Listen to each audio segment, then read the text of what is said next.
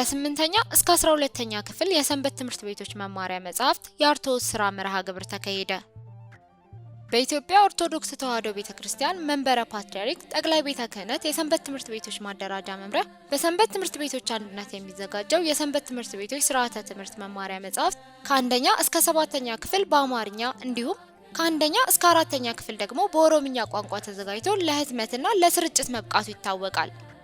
አሁን ደግሞ ከ8ኛ እስከ 12ኛ ክፍል ያሉትን የመማሪያ መጻሕፍት አዘጋጅቶ ለማጠናቀቅ ባሳለፍነው ሳምንት ከመጋቢት 19 እስከ 21 ለ3 ተከታታይ ቀናት በጌቴ ሰማኔ ቤተ ደናግል ጠባባት የሴቶች ገዳም ከ8ኛ እስከ 10ኛ ክፍል 14 መጻሕፍትን የአርቶስ ሥራ ማካሄዱን በመንበረ ፓትርያርክ ጠቅላይ ቤተ ክህነት የሰንበት ትምህርት ቤቶች ማደራጃ መምሪያ ኃላፊ የሆኑት መጋቢ ሐዲስ ጸጋው ወልደትንሳኤ ተናግረዋል። እንግዲህ የአርቶስ ሥራው እንግዲህ ከአርብ ጀምሮ እስከ ዛሬ እስከ እሁድ ድረስ ነው የቆየው። ለ3 ቀናት በተከታታይ የአርቶስ ሥራ ስንሰራ ነበር።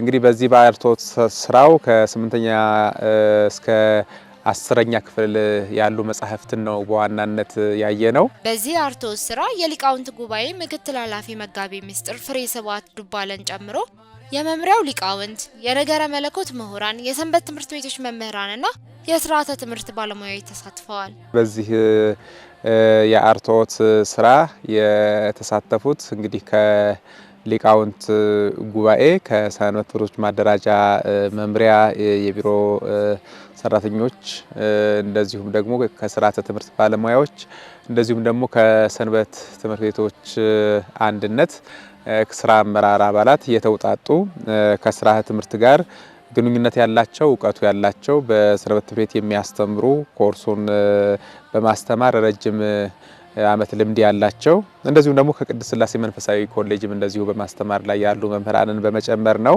የመምሪያው ኃላፊ እንደገለጹት የአርቶስ ሥራውን አርታያኑ በ3 ምድብ ተከፋፍለው የሰሩ ሲሆን በእያንዳንዱ ምድብ ከ3 እስከ 4 መጻሕፍት አርቶት እንደተደረጉ እንዲሁም በአርቶስ ሥራው ላይ በየቡድኑ ቀርበው የነበሩ አሻሚ ጉዳዮች ላይ ሁሉም የአርቶት ኮሚቴ አባላት ባሉበት በአንድነት ቀርበው ውይይት ተደርጎ መፍትሄ እንደተሰጣቸው ተናግረዋል። አርቶት ላይ ደግሞ ውይይቶች ይኖራሉ።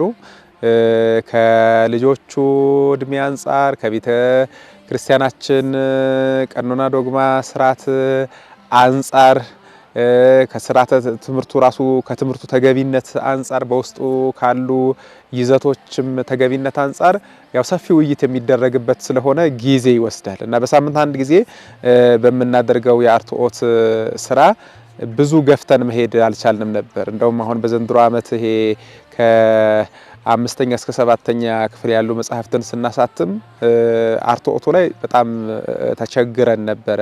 ትንሽ የጊዜም መጣበብ ስለነበረ በጊዜው ለመጨረስ ተቸግረን ነበር። በአሁኑ ግን እንግዲህ በሚቀጥለው ዓመት በተለይ አሁን የቀሩትን ከ8ኛ እስከ 12ኛ ክፍል ያሉ መጻሕፍትን ለማሳተም ነው የምንፈልገው። በ2018 ዓመተ ምህረት የአርቶስ ሥራው ለ3 ቀናት ያህል ቢያንስ እንዲተሰብስበን በጋራ አንድ ቦታ ላይ ሆነን በተካተተ ልቡና ይሄ የአርቶቱን ሥራ መስራት አለብን ብለን አስበን ወደዚህ የመጣ ነው። እንግዲህ ይህ ቦታ በጣም የጽሞና ቦታ ነው። ሕሊናን የሚሰበስብ ቦታ ነው። ጌቴ ሰማኒ ቤተ ደናግል ጠባባት ገዳም። ስለዚህ እኛ እዚህ ገዳም ላይ ባለው እዚህ ከጀርባችን በሚገኘው ገስት ሃውስ ለ3 ቀናት ያህል በመቆየት በ3 ምድብ መድበን የአርቶስ ሥራው ስንሰራ ነው የቆየ ነው። በየምድቡ ከ3 እስከ 4 መጻሕፍት በዚህ በ3 ቀናት ታይተው የአርቶስ ሥራቸው ለማጠናቀቅ ችለናል ማለት ነው። በአርቶስ ሥራው ተሳታፊ የነበሩ አባላትም ቆይታቸው የተሳካ የአርቶስ ሥራውም ውጤታማ እንደነበረ ገልጸዋል። የዓለም አቀፍ የሰንበት ትምህርት ቤቶች አንድነት ይህንን አገልግሎት በዚሁ በቤተ ደናግል ገዳማት ሲያደርግ መንፈሳችን በተለያየ መልኩ ተጠብቆ ለስራውም ልዩ ትኩረት ሰጥተን አርቶት እንድናደርግ ተደርጓል።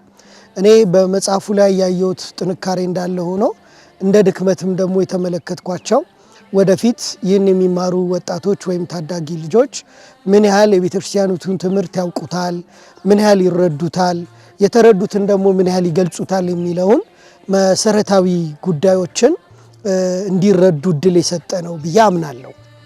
ይሄ የአርቶት ስራ የ17ኛው ክፍለ ዘመን በአጼ ፋሲለደስ ቅዱሳት መጻሕፍትን በሚያጽፍበት ጊዜ የተከተለው ስርዓት በመሆኑ በጣም ደስ ብሎኛል።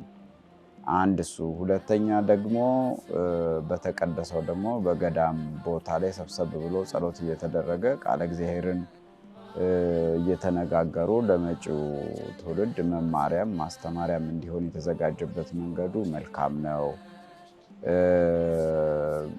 እኔም ባለውበት በጋራም በነበረው የቡድን ውይይት ላይ የነበረው አካሄዱ የተሳተፉት ወንድሞች ያነሷቸውና ሲጨነቁ ስለ መጽሐፍ አዘጋጃጀቱ ተጨንቀው ሲያቀርቡት የነበረው ሀሳብ እጅግ በጣም የሚያስደንቅና የሚያስመሰግን ነው።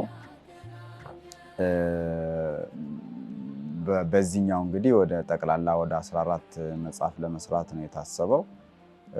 በዛ ውስጥ ደግሞ የተሳተፉት ወንድሞች ያቅማቸውን ቀደም ብሎ በማየትና እዚህም ደግሞ በመከራከር መጽሐፉን ለመጨረስ ሙከራ እንዳደረጉ ተስፋ አደርጋለሁኝ። በእኔ በኩል ግን የነበሩት መርሃ ግብሮች ከአርብ ጀምሮ እስከ ዕለተ እሑድ ድረስ ያለው መርሃ ግብር እንደ እግዚአብሔር አምላክ ፍቃድ እጅግ የተዋጣ እግዚአብሔር የተገኘበት አስጀምሮ በሰላም ያስፈጸመበት ስለሆነ በጣም ደስ ብሎኛል። በቀጣይነት እንደዚህ የቤተ ክርስቲያን ስራዎች ሲሰሩ ልቦናን በመሰብሰብ አይምሮን ከውከት ከቡኩንነት ሰብሰብ አድርጎ ረጋ ባለ አይነት መልኩ ተነጋግሮ ለትውልድ የሚጠቅም መልካም ነገር መስራት ያስፈልጋልና በዚህ ይሄንን የአርቶቱ ስራ ለሚቀጥሉ ስራዎች ምሳሌ ተደርጎ በቀጣይነት ተግባራዊ ቢሆን መልካም ነው ብዬ አስባለሁ። ይሄ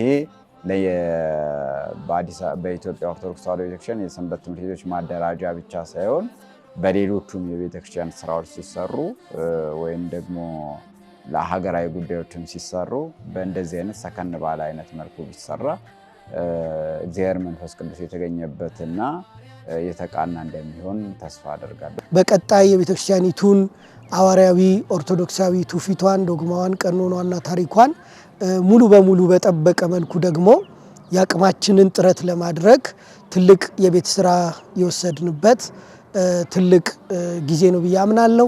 በመጨረሻም በዚህ የአርትዖት ስራ ላይ ጊዜያቸውን ሰጥተው ለተሳተፉ የአርትዖት ኮሚቴ አባላት በሙሉ የመምሪያው ኃላፊ መጋቢ ሐዲስ ጸጋ ወልደ ትንሳኤ ምስጋናቸውን አቅርበዋል። እንግዲህ ከዚህ ጋር እንደ ሰንበት ትምህርት ቤቶች ማደራጃ መምሪያ ማመሰግናቸው ሰዎች እንግዲህ ከሊቃውንት ጉባኤ አባላት መጋቢ ምስጢር ፍሬ ስብሐት ዱባለ ከኛ ጋር እዚሁ ለ3 ቀናት ቆይተው የአርትዖት ስራው ከኛ ጋር በጋራ ሲሰሩ ነበረ። ከቅድስት ሥላሴም እንደ መምህር ፋሲል ከኛ ጋር ቆይተዋል።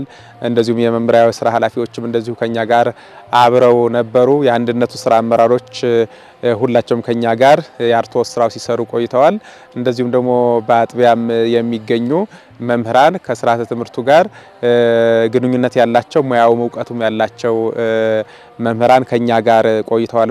በእነዚህ 3 ቀናት እንግዲህ ያለምንም የአበል ክፍያ በፍጹም ተነሳሽነት ይህንን ስራ በማገዝ ነው ከኛ ጋር የቆዩትና በዚህ ስራ የተሳተፉ አባላት ከሊቃውንት ጉባኤ ጀምሮ ያሉ መምህራንና ሊቃውንት በእግዚአብሔር ስም እጅግ አድርጌ አመሰግናለሁ። እንግዲህ የተለመደው እንዲህ አይነት መልካም የሆነ ቀና ትብብራችሁ እንዲቀጥልና እንዳይለየንም ከማሳሰብ ጋር ለነበረን ቆይታ ሁሉ አምላካችን እግዚአብሔር ስሙ የተመሰገነ ይሁን። እጅግ እናመሰግናለን። እግዚአብሔር ይስጥልን ማለት እወዳለሁ።